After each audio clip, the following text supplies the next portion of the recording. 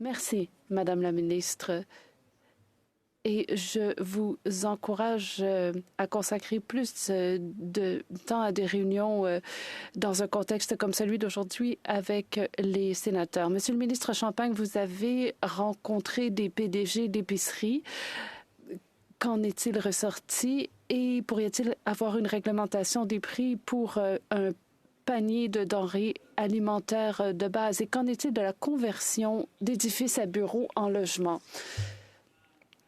Réponse. Merci, Monsieur le sénateur. J'en attends davantage de leur part et j'espère qu'ils nous écoutent aujourd'hui.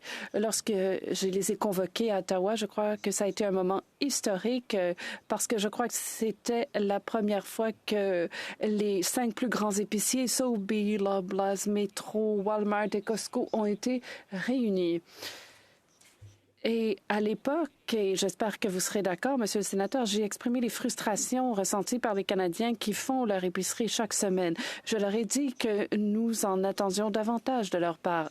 Certes, la chaîne est complexe, mais nous voulons également aider les Canadiens. Et donc, nous leur avons dit que nous avions besoin de leur contribution pour stabiliser les prix des denrées alimentaires au Canada.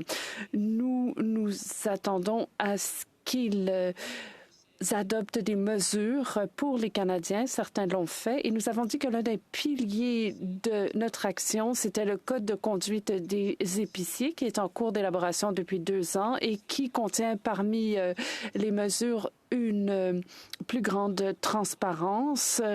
Pour ce qui est de la réforme de la concurrence, je peux dire qu'il y a l'Association des épiciers du Canada qui représente environ 5000 petits épiciers et ils nous ont dit que la mesure la plus significative du projet de loi C-56 pour eux, c'était la réforme de la concurrence parce qu'à moyen et à long terme, c'est la meilleure façon d'offrir une stabilité des prix au Canada pour les Canadiens. Donc la mission est loin d'être accomplie. Nous allons continuer à les pousser à agir et nous espérons ainsi avoir les outils pour les encourager à agir et à offrir la stabilité des prix dont parlait la ministre.